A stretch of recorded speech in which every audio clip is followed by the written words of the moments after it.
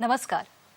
Hello सह्याद्रीच्या आजच्या भागात मी पूनम चांदोरकर आपलं सगळ्यांचं मनापासून स्वागत करते. मंडळी, निरोगी मन आणि निरोगी शरीर हे आपल्या प्रत्येकालाच हवं असतं. मन निरोगी ठेवण्यासाठी आपलं मन प्रसन्न असणं आणि चांगलं आरोग्य असणं, आपल्या मनावर आपला ताबा असणं हे खूप महत्त्वाचं आहे. मी कोण आहे, कोहम किंवा काय बरं जाणल्याने आपण सर्व काही जाणतो. आपण जेव्हा स्वतःविषयी बोलतो ना, तेव्हा माझं शरीर, माझं मन असं आपण म्हणत असतो. मग आपल्याच या स्वरूपाचा, या विश्वाचा अभ्यास करण्यासाठी आपल्याला मदत होते ती योगशास्त्राची, योग तत्वज्ञानाची. मग हे नक्की काय आहे आणि याचा आपल्या दैनंदिन जीवनावर काय बरं परिणाम होत असतो, या सगळ्यांविषयी आज आपण चर्चा करणार आहोत, मार्गदर्शन करून घेणार आहोत. आजचा आपला विषय काय आहे ते बघूया. आजचा आपला विषय आहे योग तत्वज्ञानाचे जीवनातील महत्त्व. आणि या महत्त्वाच्या विषयावर मार्गदर्शन करण्यासाठी, चर्चा करण्यासाठी अशाच तज्ञ व्यक्तींना आपण आपल्या इथे आमंत्रित केलं आहे. आज आपल्याबरोबर आहेत डॉक्टर निलेश महाजन. नमस्कार निलेशजी. नमस्कार. हॅलो सह्याद्री कार्यक्रमात तुमचं मनापासून स्वागत. डॉक्टर निलेश महाजन हे बारामतीमध्ये आयुर्वेद व योगोपचार तज्ज्ञ म्हणून गेल्या 15 वर्षांपासून कार्यरत आहेत. योगशास्त्राचा सखोल अभ्यास करून त्यांनी यात पदव्युत्तर शिक्षणही घेतलंय. त्यांनी बारामतीमध्ये पहिल्या योग महाविद्यालयाची स्थापना केली. 300हून अधिक विद्यार्थ्यांना त्यांनी प्रशिक्षित केलं. त्यांचं समग्र षटकर्म दर्शन हे पुस्तक मॉरिशस येथे प्रकाशित झालंय. तसंच बारामती आयकॉन, योगाभूषण असे अनेक योगशास्त्रातील पुरस्कारही त्यांना मिळालेले आहेत. आज आपण त्यांच्याकडून ह्या योगशास्त्राचं आपल्या जीवनातही काय महत्त्व आहे आणि त्यातून आपल्या दैनंदिन जीवनामध्ये आपण काय बदल घडवून आणू शकतो, या सगळ्यांविषयी जाणून घेऊया. खूप छान विषय आहे आजचा की योग तत्वज्ञानाचे जीवनातील महत्त्व. जसं योगाविषयी जेव्हा आपण म्हणतो तेव्हा योग ही आपली फार प्राचीन संस्कृती आहे, परंपरा आहे. हजारो वर्षांपासून आलेली ती संस्कृती आहे. आणि खरं तर मध्ये त्याचा कुठे विसर पडला असेल, पण आता खूप जागरूकतेने लोक योगाकडे वळली आहेत. सगळे आपल्या तब्येतीच्या बाबतीत खूप जागरूक झालेत, कारण ह्या 2 वर्षाच्या कालावधीमध्ये हे शरीर किंवा हे मन किती महत्त्वाचं आहे हे आपण सगळेच जाणतो. त्या कठीण काळातून आपण सगळेच गेलेलो आहोत. तरी मुळात योगशास्त्राच्या दृष्टीने आरोग्याची संकल्पना तुम्ही काय सांगाल? नक्कीच. मूलतः योगशास्त्र हे आपल्या शरीराकडे फक्त स्थूल स्वरूपाप्रमाणे बघत नाही, तर ते त्याला सूक्ष्म स्वरूपामध्ये पाहतात. मूलतः योगशास्त्राचा जो काही उद्देश आहे तो मोक्षप्राप्ती आहे. आणि मोक्षप्राप्तीसाठी शरीराकडे त्यांनी एक साधन म्हणून पाहिलेलं आहे. आणि अशा साधना, हे जर का साधन त्याला काही त्रास झाला तर आपण मोक्षप्राप्तीपर्यंत पोहोचू शकत नाही. त्यामुळे त्यांनी या शरीराला पंचभौतिक शरीर, मन, इंद्रिय, आत्मा, बुद्धी, अहंकार या सूक्ष्म स्वरूपामध्ये विभागलेलं आहे. आणि त्याद्वारे आरोग्याची संकल्पना ते मांडतात की फक्त शारीरिक नाही तर मानसिक, भावनिक, चारित्रिक आणि आध्यात्मिक आरोग्य सुद्धा व्यवस्थित ठेवणं त्यांच्या दृष्टिकोनातून महत्त्वाचं आहे. आणि अशा प्रकारे ते आरोग्याची संकल्पना आपल्याला मांडताना दिसतात.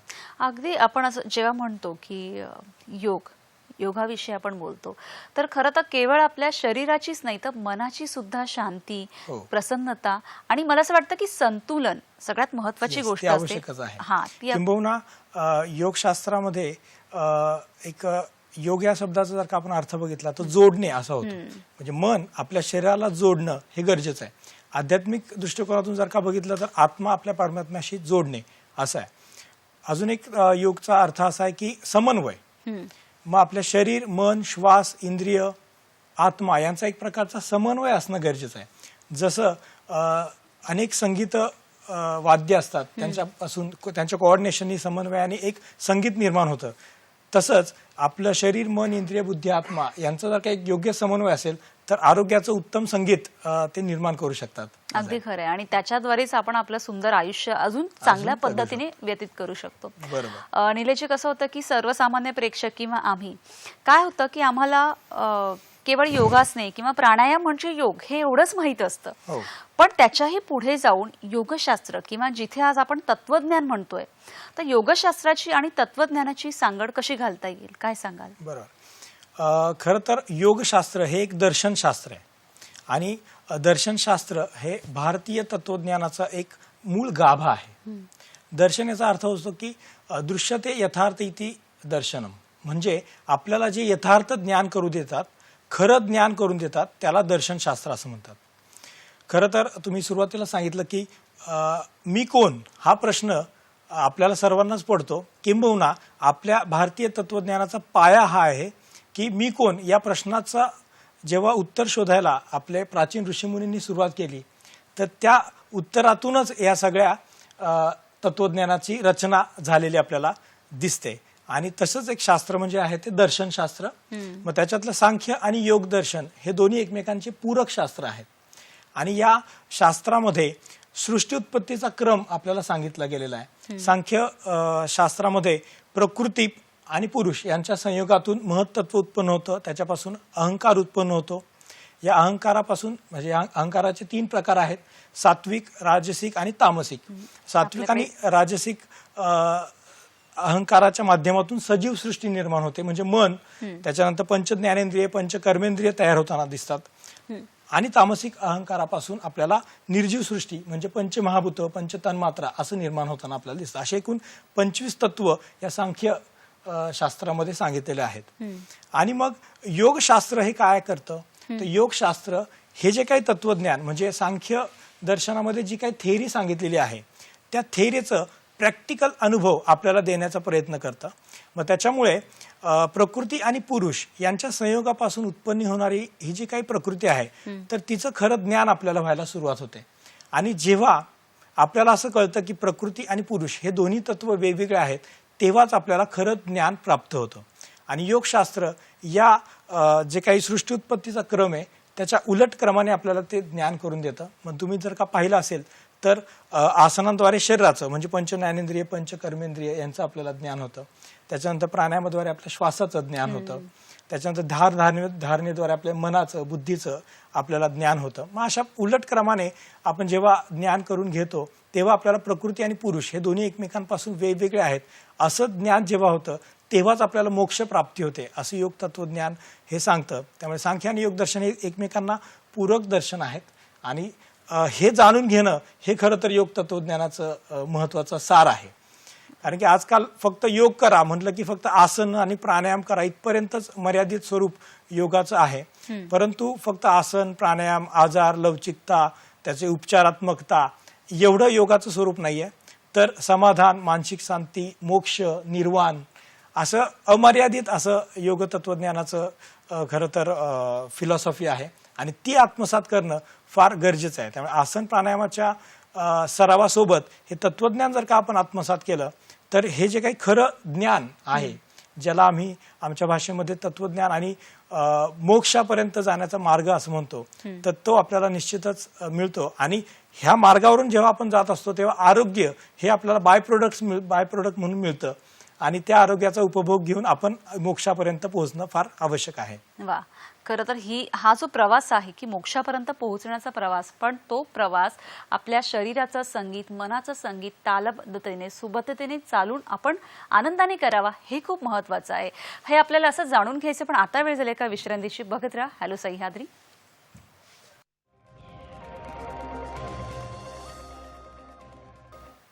विश्रांतीनंतर सगळ्यांचं पुन्हा एकदा स्वागत. योग तत्वज्ञानाचे जीवनातील महत्त्व या अतिशय महत्त्वाच्या विषयावर आपण चर्चा करत आहोत, मार्गदर्शन करून घेत आहोत. आणि आपल्याबरोबर आहेत संचालक योग महाविद्यालय बारामतीमधून डॉक्टर निलेश महाजन. निलेशजी, खरं तर खूप छान पद्धतीने या तत्वांची किंवा योगाची आपल्याशी काय सांगड आहे हे तुम्ही सांगत आहात, पण त्याचबरोबरीने योगशास्त्राची परंपरा नक्की काय आहे त्याविषयी आम्हाला ऐकून घ्यायला आवडेल. नक्कीच. योगशास्त्राचा वारसा आपल्याला हजारो वर्षांपासून मिळालेला आहे आणि योगशास्त्र ही पूर्ण जगाला भारताने दिलेली एक खरं तर देणगी म्हणावी लागेल की ज्याच्यामध्ये एवढं तत्वज्ञान हे भरभरून ओसांडून वाहत आहे. तसं बघायला गेलं तर योगशास्त्राचा जे काही उगम आहे त्याची निश्चिती आपल्याला सांगता येणार नाही, परंतु योगशास्त्रातली तत्वज्ञानाचं वर्णन विखुरलेल्या स्वरूपांमध्ये वेगवेगळ्या ग्रंथांमध्ये आपल्याला पाहायला मिळतं. त्याच्यामध्ये 4 वेद जे आपले आहेत, यजुर्वेद, सामवेद, ऋग्वेद, अथर्ववेद, त्याच्यामध्ये सुद्धा या योग तत्वज्ञानाचं वर्णन खूप चांगल्या पद्धतीने केलेलं आहे आणि विखुरलेल्या स्वरूपामध्ये आहे ते अर्थातच. त्याच्यानंतर जे काही 108 उपनिषद आहेत त्या 108 उपनिषदांमध्ये सुद्धा या योग तत्वज्ञानाचा खूप चांगल्या प्रकारे वर्णन केलेलं आहे आणि त्याच्यात तो एक चांगल्या प्रकारचा संदेश आपल्याला देण्यात आलेला आहे जगण्याचा. त्याच्यानंतर 18 पुराणे आणि विविध ग्रंथ जे आहेत त्याच्यातून आपल्याला योग तत्वज्ञान हे सांगितलं गेलेलं आहे. परंतु 5000 वर्षांपूर्वी महर्षी पतंजली जे आहेत, जे शेष नागाचा अवतार असं मानलं जातं ज्यांना, त्यांनी या योगशास्त्राला सूत्रबद्ध करण्याचं काम केलं. भगवान महादेव शंकर यांनी त्यांना आशीर्वाद दिला आणि त्यांनी त्यांच्या आशीर्वादाद्वारे हे जे काही योगशास्त्राचं संकलन आहे विखुरलेल्या स्वरूपातलं ते एका पद्धतीमध्ये सूत्रबद्ध केलं आणि तेच योगसूत्र नावाने आता आपण त्याचा अभ्यास पण करतो आहोत. अष्टांग योगाच्या माध्यमातून त्याचा अभ्यास केला जातो. तर त्यांनी हे जे काही सूत्रबद्ध करायचं काम केलंय तर ते विशेषतः मनावरती आधारित आहे. मनाचा त्याच्यावरती जास्त विचार केलेला आपल्याला दिसतो. मग त्याच्यामुळे त्यांनी अष्टांग योगाचं वर्णन केलेलं आहे. परंतु कालांतराने हठयोग हा जो काही योगाचा मार्ग नवीन प्राप्त झाला, त्यांनी शरीराला जास्त करून महत्त्व दिलं. शरीर ओरिएंटेड त्यांनी तत्वज्ञान लिहिलं की जेणेकरून शरीराच्या माध्यमातून आपल्याला मनापर्यंत पोहोचून नंतर आपल्याला मोक्षप्राप्ती मिळू शकेल. हठयोगाला राजयोगाचीच शिडी असं म्हटलं गेलेलं आहे. मग अशा प्रकारे योग तत्वज्ञान आपल्यापर्यंत आलं जे महर्षी पतंजलींनी अष्टांग योगाच्या माध्यमातून आपल्याला सांगितलं. नंतर हठयोगाच्या माध्यमातून शरीराकडून मनाकडे कसं जायचं हे आपल्याला कळलं. अर्थातच त्याच्यामध्ये श्वास आहे, इंद्रिय आहेत, या सगळ्या गोष्टी त्यांनी त्याच्यामध्ये एकत्रित संकलित केलेल्या आहे. आणि आत्ता जे काही आपण आसनं, प्राणायाम हे जे काही करतो, दैनंदिन सराव आपण जो करतो किंवा शिकवलं जातो, तो हठयोगाचाच एक भाग आहे. भगवद्गीतेमध्ये सुद्धा ज्ञानयोग, कर्मयोग आणि भक्तियोगाचा एक सुरेख संगम आपल्याला पाहायला मिळतो आणि तेही तत्वज्ञान आपल्या दैनंदिन जीवनासाठी खूप चांगल्या प्रकारे उपयोग आहे. फक्त आसनच केलं म्हणजे आपण योग करतो असं नाहीये. तर ह्या ज्ञान मार्गाद्वारे, कर्मयोगाद्वारे आणि भक्तियोगाद्वारे सुद्धा आपण योग मार्गावरती मार्गक्रमण करू शकतो. अगदी खरं, आणि तोच मार्ग आज आपण आपल्या कार्यक्रमातून जाणून घेणार आहोत. पहिला फोन घेऊया. रवींद्र कुडाळकर आपल्याशी बोलताय जळगाववरून. नमस्कार रवींद्रजी, बोला, तुमचा प्रश्न विचारा. योगा करताना रक्तदाब, मधुमेह आणि हृदयविकार अशा आजार असलेल्या रुग्णांनी काय दक्षता घ्यावी आणि शास्त्रशुद्ध योग शिक्षण घेण्याच्या दृष्टीने योग्य प्रशिक्षण निवडताना. धन्यवाद. धन्यवाद रवींद्रजी. शास्त्रशुद्ध प्रशिक्षण जर आपण जेव्हा घेतो तेव्हा एखादा प्रशिक्षक निवडायचा असेल तर काय खबरदारी घेणं गरजेचं आहे? आता महत्वाचा प्रश्न त्यांनी खरं तर विचारलाय, कारण की मगाशीच आपण सांगितलं की केवळ आसन करणं किंवा केवळ प्राणायाम करणं म्हणजे योग साधना करणं असं नाही. मी उद्धवन साधना हा शब्द वापरतोय कारण की साधना याचा अर्थ असा आहे की साध्याकडे घेऊन जाणारी, आपल्याला साध्याकडे घेऊन जाणार आणि आपलं साध्य काय हे आपल्याला ठरवणं गरजेचं आहे. मग फक्त आरोग्य प्राप्ती हे तुमचं साध्य असेल तर ते योग मार्गाचा ते उद्देश नाहीये. तुम्ही जर का योग साध्य असं ठेवलं की तुम्हाला जीवन चांगलं जगायचं आहे, आनंदमय जीवन जगायचं आहे आणि त्याद्वारे समाधान मिळवायचं आहे, हे जर का तुमचं साध्य असेल आणि अशा पद्धतीने तुम्ही योग तत्वज्ञानाचा जर का अंगीकार केलात तर नक्कीच तुम्हाला त्याचा फायदा होईल. आणि अर्थातच मी जसं सांगितलं तसं की तुम्ही आता सांगितलं की योग प्रशिक्षक योग्य निवडायचा असेल तर त्याला योगासन, प्राणायाम हे चांगलं आलंच पाहिजे, नो डाऊट. परंतु त्या व्यतिरिक्त योग तत्वज्ञानाचा अभ्यास सुद्धा त्यांनी केला गेलेला पाहिजे आणि त्याद्वारे तुम्हाला ते शिकवता आलं पाहिजे किंवा ते तशा प्रकारे जर का योग प्रशिक्षक तुम्हाला शिकवत असतील तर नक्कीच त्यांच्याकडून तुम्ही प्रशिक्षण घेणं फार गरजेचं आहे. अगदी खरंय. निलेश, मला असं विचारायचं की जेव्हा आपण योग म्हणतो किंवा तत्वज्ञान म्हणतो, योगाचा अभ्यास म्हणतो, तर या योगशास्त्रामध्ये ना शरीराचा वापर किंवा संकल्पना ह्याचा विचार कसा केला जातो? हो, महत्वाचा ही गोष्ट आहे की शरीराला मुळातच साधन म्हणून त्यांनी पाहिलंय की मोक्षाचं साधन शरीरम आद्य खलु धर्मार्थ साधनम असं सांगितलंय. धर्म, अर्थ, काम, मोक्ष हे जे काही 4 पुरुषार्थ आहेत, तर ते जर का आपल्याला मिळवायचे असतील तर शरीर हे त्याच्यासाठी साधन सांगितलंय. आणि मग हे असं शरीर जे आहे तर ते फक्त स्थूल स्वरूपात नाही तर सूक्ष्म स्वरूपात पण आहे आणि ते पंचकोशात्मक आहे असं सांगितलंय. म्हणजे कोश म्हणजे आवरण. आपल्या आत्म्याच्या वरती 5 प्रकारचे आवरण असतात. ते आपण स्क्रीनवरती आपण बघू शकतोय की हे जे काही 5 आवरण आहेत त्यातलं बाहेरचं सगळ्यात आवरण असतं ते अन्नमय कोशाचं असतं. ठीक आहे. मग अन्नमय कोशाचं जे आवरण आहे तर ते आवरण आपल्या स्थूल शरीराद्वारे पंचमहाभूतात्मक शरीराद्वारे तयार होत असतं. त्याच्यानंतर प्राणमय कोश आहे जे क्रियात्मक शरीर म्हणून ओळखलं जातं की ज्याच्यामध्ये आपल्या शरीराच्या सर्व क्रिया या केल्या जातात. पंचप्राण जे आहेत तर त्या माध्यमातून हे क्रिया सगळ्या होत असतात. त्याच्यानंतर मनोमय कोश आहे की आपल्या मनाचे व्यापार, चिंतन करणे, विचार करणे, उहापोह करणे, ध्येय ठरवणे, संकल्प करणे, या सगळ्या जे काही गोष्टी आहेत ते मनोमय कोशामध्ये होतात. विज्ञानमय कोशामध्ये बुद्धीचा व्यापार चालतो. निश्चित मनाने केलेले विचार चांगले आहेत का वाईट आहेत याची निर्णय क्षमता, निश्चयात्मका बुद्धी असं म्हटलं जातं की निर्णय करणे किंवा निर्णय घेणे हा जो काही विचार आहे तो या कोशामध्ये होतो. आणि आनंदमय कोश हा आपल्या आत्म्याच्या सर्वात जवळ की जो परमानंद आपल्याला प्राप्त करून देतो.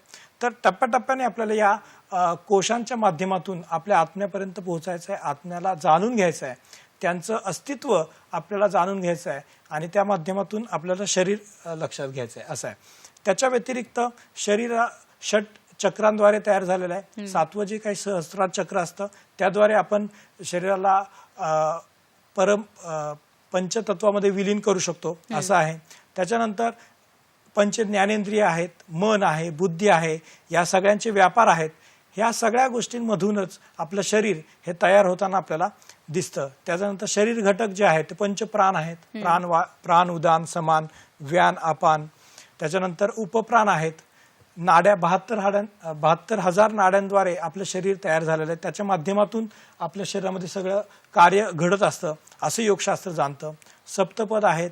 पंचेंद्रिय मी आत्ता मगाशी सांगितलं तसं पंच महाभूतांपासून आपलं शरीर तयार झालं आहे. किंबहुना घेरंड संहितेमध्ये शरीराला घटाची उपमा दिली आहे. घट म्हणजे मातीचा घडा. मातीचा घडा जर का कच्चा असेल तर तो काय होतो, पाणी टाकले की लगेच फुटतो. परंतु घेरंड संहितेमध्ये असं सांगितलं की असं आपलं जे शरीर आहे त्याला योगाग्नीमध्ये तप्त करायचं आहे आणि त्याला मोक्षापर्यंत घेऊन जायचं आहे. अशा प्रकारे त्यांनी घटस्थ योग आपल्याला सांगितलेला आहे. मग अशा प्रकारे शरीराचा त्यांनी विचार केलेला आहे. स्थूल पासून सूक्ष्म विचार आहे आणि त्याच्या अनुषंगानेच हे जे काही यम, नियम, आसन, प्राणायाम, नादानुसंधान, प्रत्याहार, धारणा, ध्यान हे त्यांची ठेवण त्यांनी त्या प्रकारेच केलेले की प्रत्येक घटकाद्वारे आपल्याला या सूक्ष्म शरीराचा अनुभव हा घेता येतो आणि तो घेणं गरजेचं आहे. मगाशी सरांनी प्रश्न जो विचारला होता तर हा जर का अनुभव तुम्ही तुमच्या योग साधने माध्यमातून घेत असाल तर निश्चितच तुम्ही त्या योग साधनेच्या योग्य क्रमावरती आहात असं आम्ही म्हणेल. वा, म्हणजे जसं आपण म्हणतो की मन, बुद्धी, शरीर आणि त्याचबरोबरीने अध्यात्माशी सांगड आपल्याला घालता आली पाहिजे. या सगळ्यांबरोबर जसं आता आपण मगापासून योगाचे प्रकार बघितले, अष्टांग योग हा जो काही आहे त्याविषयी आम्हाला जरा सविस्तर सांगा ना, काय आहे? मगाशी मी महर्षी पतंजलींविषयी बोललो की त्यांनी योगसूत्राद्वारे विखुरलेले योगशास्त्र काय केलंय, सूत्रबद्ध केलेलं आहे. तर असं सूत्रबद्ध केलेल्या योगशास्त्रामध्ये त्यांनी योगाची एक सुंदर व्याख्या दिलेली आहे. ती व्याख्या असे की योगस्तु चित्तवृत्ती निरोधः, म्हणजे चित्ताचं खरं व्यापक संकल्पना आहे, परंतु साधारण भाषेमध्ये आपण त्याला मन म्हणू शकतो. आणि या मनामध्ये उठणारे जे काही तरंग आहेत त्याला चित्तवृत्ती असं म्हटलं जातं. तर असे जे काही चित्तवृत्ती आहेत तर त्यांचा निरोध करणे म्हणजे योग. आणि अभ्यास आणि वैराग्याच्या द्वारे आपल्याला या चित्तवृत्तींचा निरोध करायचा आहे. आणि या चित्तवृत्तीच्या निरोधासाठी त्यांनी जे काही 8 मार्ग सांगितलेले आहेत त्याला अष्टांग योग असं म्हटलं जातं. तर ते 8 मार्ग कोणकोणते आहेत तर यम आहे, नियम, आसन, प्राणायाम, प्रत्याहार, धारणा, ध्यान आणि समाधी हे असे 8 अंग त्यांनी वर्णन केलेले आहेत, ज्याच्यातलं यम जे आहे ते साधारणतः सोशल कंडक्ट्स आपण त्याला म्हणू, की सामाजिक जीवनामध्ये वावरत असताना आपल्याला कशा प्रकारे व्यवहार ठेवायचे हे त्यांनी त्याच्यामधून सांगितलं, ज्याच्यामध्ये अहिंसा, सत्य, अस्तेय, ब्रह्मचर्य, अपरिग्रह असं वर्णन त्यांनी केलेलं आहे. त्याच्या पालनाने काय आपल्याला फलसिद्धी प्राप्त होते हे सुद्धा त्यांनी वर्णन केलेलं आहे. नियम म्हणजे आपल्या वैयक्तिक आयुष्यामध्ये वैयक्तिक जीवन जगत असताना काय सावधानता बाळगायला पाहिजे याचं वर्णन त्यांनी याच्यामध्ये केलेलं आहे. आसन, मगाशी म्हटलं की सगळ्यांना आसन माहिती आहे, तर आसन ही केवळ शारीरिक लेवलवरती जरी असले तरी आपल्याला या शरीर आसनांचा सराव करून पूर्ण मनापर्यंत पोहोचायचं आहे. मग त्याच्यासाठी आसनाद्वारे आपल्याला शरीर जाणून घ्यायचं आहे, म्हणजे अन्नमय कोश आपल्याला जाणून घ्यायचा आहे. प्राणायामाद्वारे प्राणमय कोश आणि श्वासाचा व्यापार आपल्याला जाणून घ्यायचा आहे. प्रत्याहाराद्वारे इंद्रियांवरती आपल्याला संयम करायचा आहे. धारणेद्वारे मनाला एकाग्र करायचा प्रयत्न आपल्याला करायचा आहे आणि धारणेद्वारे असं एकाग्र झालेलं मन त्या गोष्टीवरती टिकवून ठेवायचं आहे.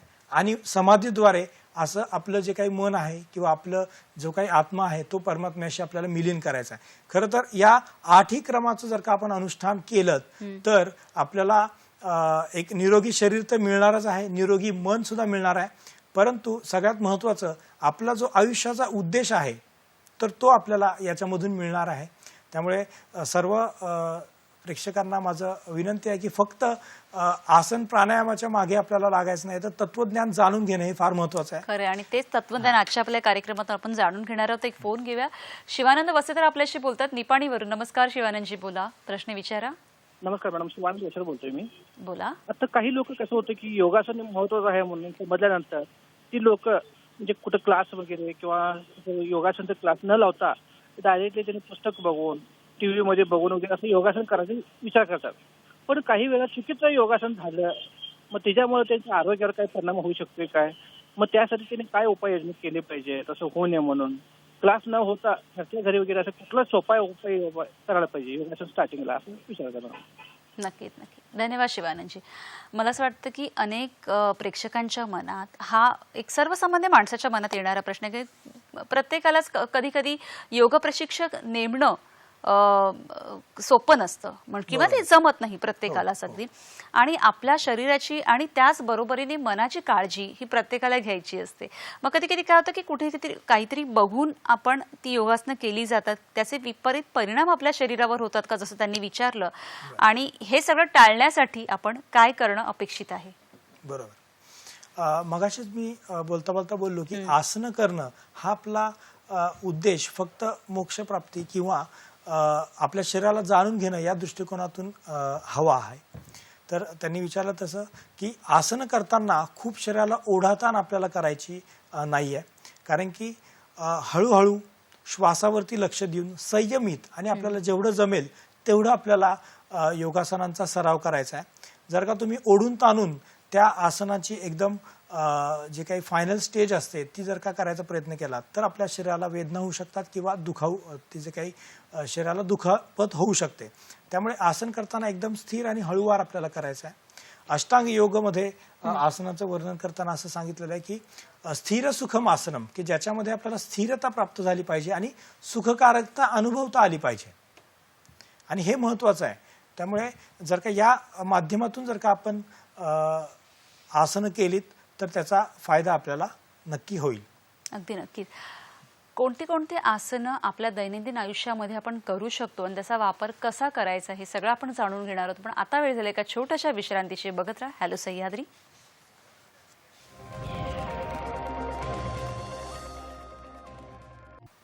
योग हा आपल्या निरोगी जीवनाचा आणि निरोगी मनाचा पाया आहे. म्हणूनच योग तत्वज्ञानाचे जीवनातील महत्त्व या महत्त्वाच्या विषयावर आज आपण चर्चा करत आहोत. आणि आपल्याबरोबर आहेत डॉक्टर निलेश महाजन.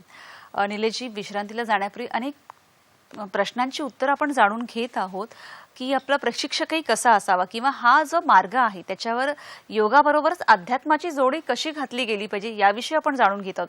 परंतु या आसनांचा सराव करण्यासाठी ना योगशास्त्रातील म्हणजे अशी कोणती तत्त्वे आहेत की जी मार्गदर्शक आहेत? बरोबर.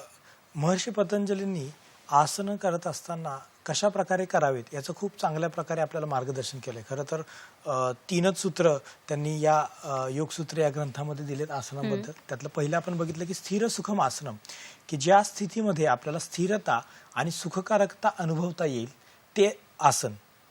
आणि ते कसं करायचं आहे तर प्रयत्न शैथिल्यम आणि अनंत समापत्तिभ्याम. आणि या सिद्धांतानुसार जर का आपण आसनं केलीत तर त्या आसनांचा आपल्याला खूप चांगला फायदा होतो. मग प्रयत्न शैथिल्य म्हणजे काय की एकदम सावकाश हळूवार जेवढं आपल्याला शक्य आहे तेवढं प्रमाणामध्ये, खूप ओढून ताणून किंवा घाई गडबडीत आपल्याला ते करायचं नाहीये. आणि अनंत समापत्तिभ्याम याचा अर्थ असा आहे की अनंताकडे लक्ष देऊन म्हणजे परमेश्वराकडे आपल्याला लक्ष द्यायचं आहे. परंतु सामान्य लोकांना जर का सांगायचं झालं तर आपल्या श्वासाकडे आपल्याला लक्ष द्यायचं आहे. किंवा तुम्ही जी काही हालचाल करणार आहात शरीराची तर त्या प्रत्येक हालचालीकडे तुमचं स्वतःचं नियंत्रण असणं अपेक्षित आहे. म्हणजे साधं तुम्हाला हात जरी वरती करायचा असेल तरी आपल्या मेंदूद्वारे पूर्ण हाताला तुम्हाला सूचना द्यायच्या आहेत. हात सरळ ठेवायचा आहे, कोपरामधून हात सरळ ठेवायचा आहे, बोटं सरळ ठेवायची आहेत.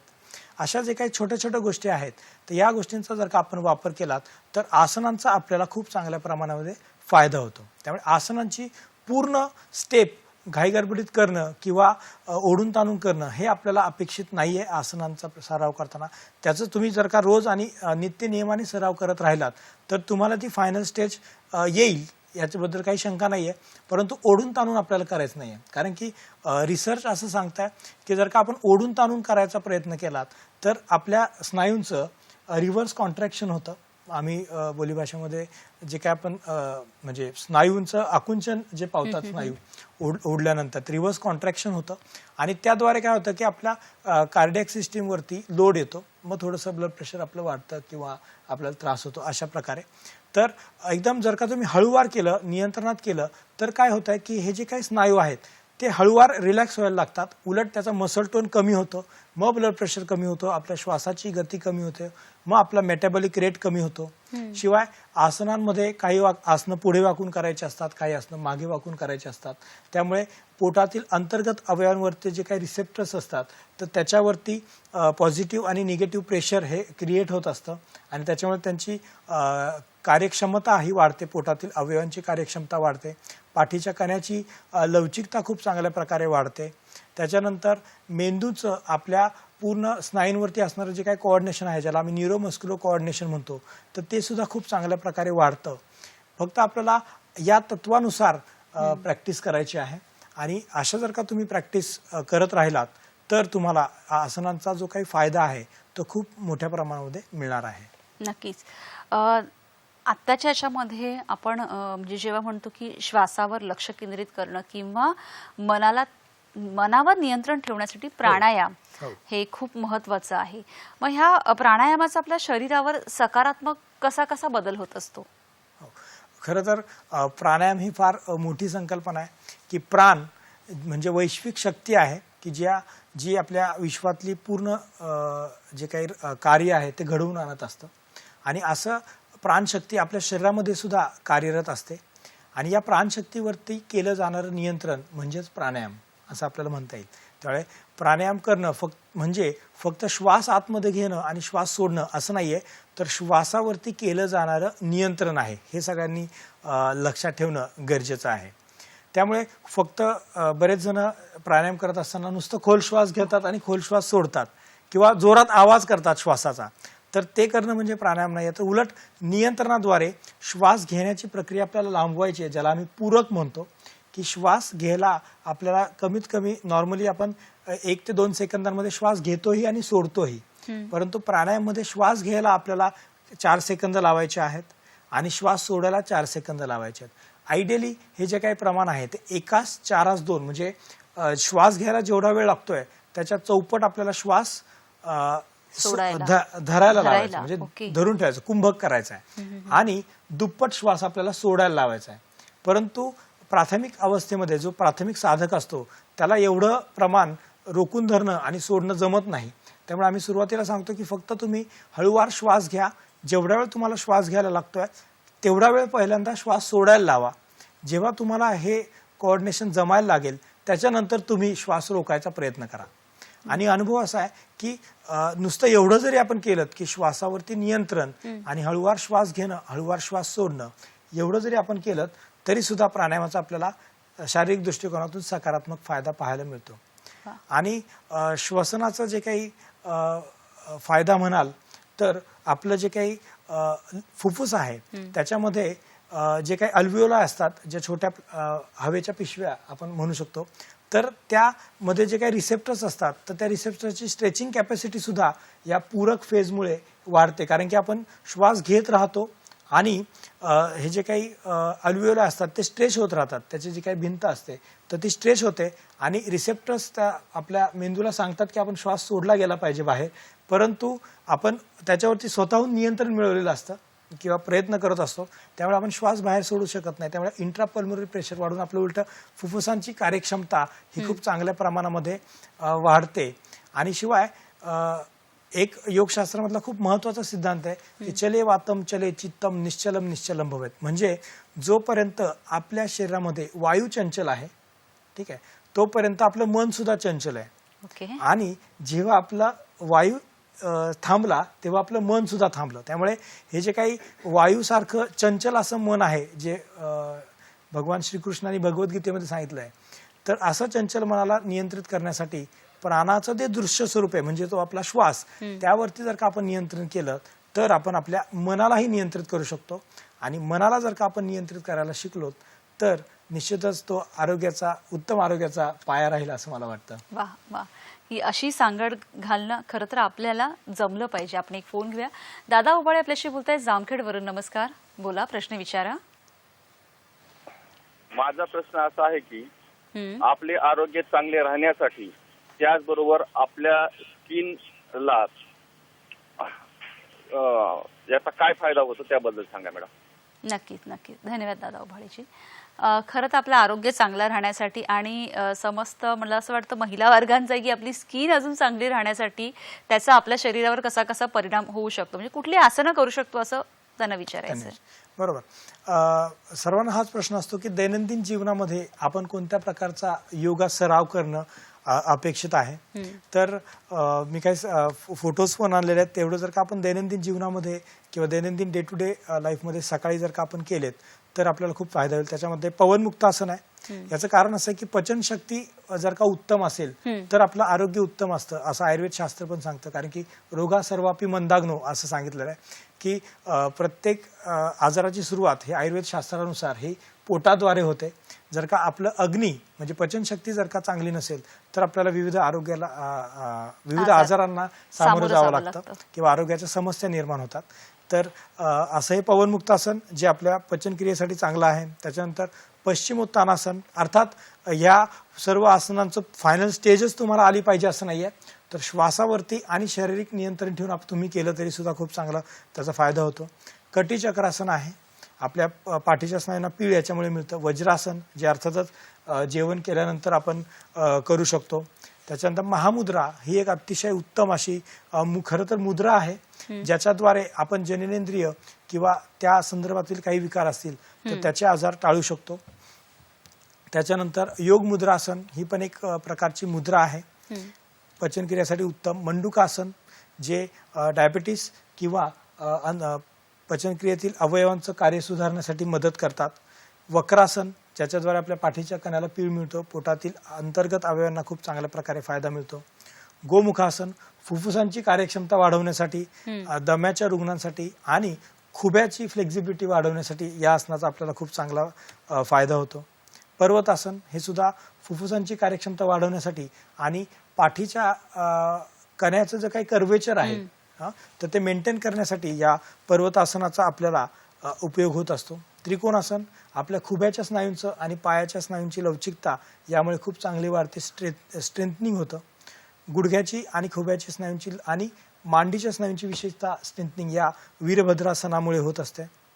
चक्रासन अर्थात हे थोडं अवघड आसन आहे, सर्वांनाच ते जमेल असं नाही, परंतु हे जर का आपण आसन आपल्या दैनंदिन प्रॅक्टिसमध्ये ठेवलं तर आपल्याला पाठीच्या मणक्याचं जे काही आरोग्य आहे तर ते चांगलं राहतं. शिवाय पाठीचा कण्याचं आरोग्य चांगलं राहणं का गरजेचं आहे, कारण की आपला मेंदूचं पूर्ण शरीरावरती जे नियंत्रण असतं तर ते नियंत्रण या पाठीच्या कण्याच्या माध्यमातूनच असतं. त्यामुळे पाठीच्या कण्याचं आरोग्य जेवढं चांगलं तेवढं आपण सगळ्यात जास्त तरुण असं म्हटलं जातं. तर ते याच्यासाठीच धनुरासन आहे. त्याच्यानंतर मत्स्यासन आहे. थायरॉइड ग्लँडच्या समस्येसाठी हे मत्स्यासन हे खूप चांगलं फायदेशीर आहे. 2 प्रकार त्याचे मी इथे दाखवलेत. एक ॲडव्हान्समध्ये आहे ज्याच्यामध्ये पद्मासन केलं आहे, एक दुसरं सोपं जे पाय सरळ ठेवून आहे. विशेषतः स्त्रियांमध्ये थायरॉइडची समस्या आपल्याला जास्त दिसते, आढळते. तर त्यांनी हे जर का आसन केलं तर खूप चांगलं होईल. सेतुबंध आसन आहे. हे सुद्धा पाठीच्या मणक्याची लवचिकता आणि थायरॉइड ग्लँडसाठी खूप चांगल्या प्रकारे फायदा होतो. तिर्यक ताडासन ज्याला आम्ही लॅटरल बेंडिंग चक्रासन असं सुद्धा म्हणतो, की पोटाच्या कडेच्या स्नायूंची लवचिकता वाढवण्यासाठी आणि अतिरिक्त चरबी कमी करण्यासाठी या आसनाचा आपल्याला उपयोग होतो. भुजंगासन पाठीच्या मणक्याचे आरोग्य सुधारण्यासाठी, म्हणजे जे काही छोटी छोटी पाठदुखी, मानदुखी, बरोबर, त्याच्यानंतर गुडघेदुखी असते तर त्याच्यासाठी या प्रकारच्या आसनाचा आपल्याला उपयोग होताना दिसतो. उष्ट्रासन फुफ्फुसांची कार्यक्षमता वाढवण्यासाठी या आसनाचा आपल्याला उपयोग होताना दिसतो. शिवाय पाठीच्या मणक्याची लवचिकता यामुळे वाढतच असते, पण लंग कॅपॅसिटी आणि चेस्ट चांगल्या प्रकारे ओपन होण्यासाठी याचा उपयोग होतो. नौकासन पोटावरची अनावश्यक चरबी कमी करायला आणि जे काही पॅरास्पॅनल मसल्स असतात तर त्याचं टोनिंग सुद्धा याद्वारे आपल्याला करता येतं. भुजंग शलभासन म्हणजे पाठीच्या जे काही स्नायू आहेत याच्यामध्ये तुम्ही बघितलं असेल तर भुजंगासनामध्ये पाठीच्या कणा हा वाकलेला असतो. याच्यामध्ये पाठीचा कणा जास्त वाकलेला नाहीये, परंतु स्नायूंवरती याच्यावरती ताण पडतो आणि ते फार महत्वाचं आहे. त्यामुळे तुम्हाला कशावरती काम करायचं याच्या अनुषंगाने हे ठरतं. शलभासन आहे. 2 प्रकार त्याच्यामध्ये दिलेत. आपल्या क्षमतेनुसार आपण त्याच्यामध्ये बदल करू शकतो. हे व्याघ्रासन आहे. धनुरासनाचं व्हेरिएशन आहे की ज्याच्यामुळे कमरेच्या स्नायूंना खूप चांगल्या प्रकारे ताण पडतो. अनुभव असा आहे की आम्ही आमच्या दैनंदिन योग वर्गामध्ये हे सगळे आसनं वेगवेगळ्या प्रमाणे घेत असतो. तर साधकांना याचा खूप चांगल्या प्रकारे फायदा झालाय. आणि विशेष म्हणजे श्वासावरती लक्ष देऊन करणं हे फार महत्वाचं आहे. जेव्हा तुम्ही श्वासावरती लक्ष देऊन करता तेव्हा तुमचं मन हे पूर्ण त्या श्वासावरती तरी एकाग्र होतं, तुमच्या शरीराकडे एकाग्र होतं. म्हणजे आपण बाह्य वातावरणाशी डिस्कनेक्ट होऊन अंतर्गत वातावरणाशी कनेक्ट होतो. आणि योगशास्त्र हेच सांगतं की तुम्हाला बाहेर जायचं नाहीये तर तुम्हाला आत जायचं आहे. आपल्याला बाहेर जाणं फार सोपं आहे पण स्वतःच्या आत जाणं फार अवघड आहे आणि योगशास्त्र हेच आपल्याला शिकवतं. त्यामुळे प्रेक्षकांना माझं हे सांगणं आहे की आसनांच्या माध्यमातून आपल्याला बाहेर जायचं नाहीये तर आसनांच्या माध्यमातून आपल्याला आतमध्ये जायचं आहे, हे महत्वाचं आहे. आणि हेच तत्वज्ञान आज आपण आपल्या कार्यक्रमातून बघत आहोत, शिकत आहोत. खरं तर हठयोगा म्हणजे नक्की काय आणि त्याच्यामध्ये कोणत्या क्रिया केल्या जातात, त्याचा काय फायदा होतो हे सगळं आपण जाणून घेणार आहोत. पण आता वेळ झाली एका छोट्याशा विश्रांतीची. बघत राहा हॅलो सह्याद्री.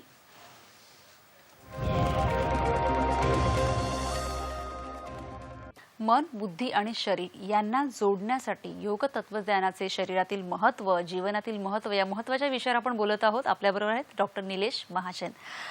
निलेशजी, खरं तर आपण अनेक वेगवेगळ्या क्रिया बघितल्या आणि ह्याचा आपल्या जीवनाशी, मनाशी कसा संबंध आहे. म्हणजे क्रिया करताना किंवा आसनं करताना बाहेर नाही जायचंय तर आत यायचं आहे, हे एक महत्वाचा मुद्दा तुम्ही सांगितला.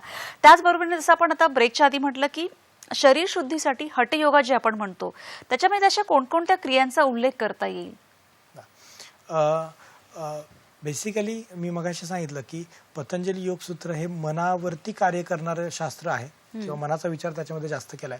पण कालांतराने जे काही ऋषीमुनी आहेत पुढचे तर त्यांनी शरीराला सुद्धा महत्व देऊन शरीर शुद्धीसाठी काही क्रिया सांगितलेल्या आहेत. मग ज्याच्यामध्ये 6 प्रकारच्या शुद्धिक्रिया त्यांनी सांगितल्या की धौती, बस्ती, नेती, नवली, त्राटक. मग त्यातल्या काही क्रिया आपण आज करू शकतो ज्या मी आपण स्क्रीनवरती पण पाहू शकता. ज्याच्यामध्ये आहे जलनेती की एका नाकपुडीतून आपल्याला पाणी प्रवाहित करायचं असतं, दुसऱ्या नाकपुडीतून ते पाणी आपल्याला बाहेर काढायचं असतं. दुसरं आहे सूत्रनेती. या सगळ्या प्रक्रिया नाडी शुद्धीसाठी आहेत.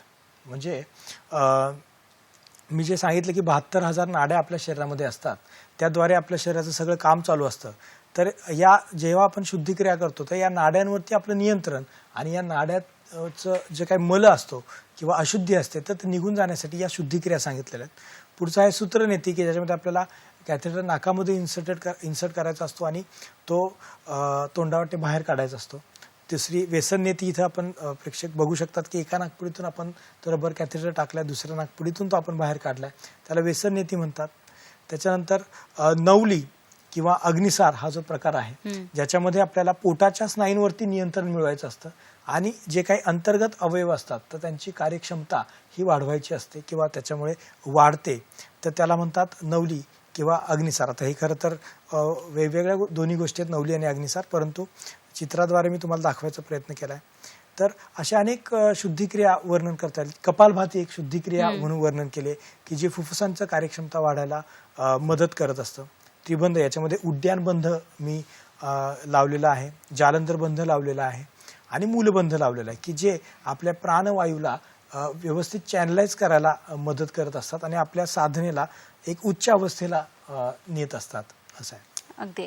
त्याचबरोबरीने जसं आपण आता आसनं बघितली, हठयोगा किंवा अष्टांग योग सगळ्यांविषयी जाणून घेत असताना सर्वसामान्य माणसाच्या मनात असतं की एक उत्सुकता असते की ध्यानधारणा.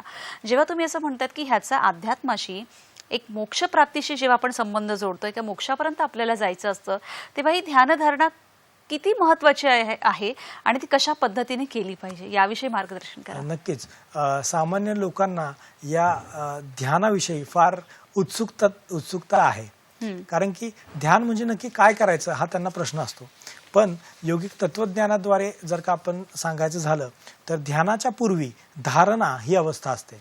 तर महर्षी पतंजलींनी धारणा या शब्दाचा अर्थ सांगितला की देशबंध चित्तस्य धारणा. म्हणजे काय, तर आपल्या मनाला कोणत्याही विशिष्ट विषयावरती आपल्याला एकाग्र करायचं आहे, कोणत्याही एका विषयावरती मनाला एकाग्र करायचं आहे. आणि असं जेव्हा आपण मन एकाग्र करतो तेव्हा आपल्याला लक्षात येतं की अरे आपलं मन हे आपण प्रयत्न तर करतोय एकाग्र करायचा, परंतु ते तरी सुद्धा बाहेर जात आहे.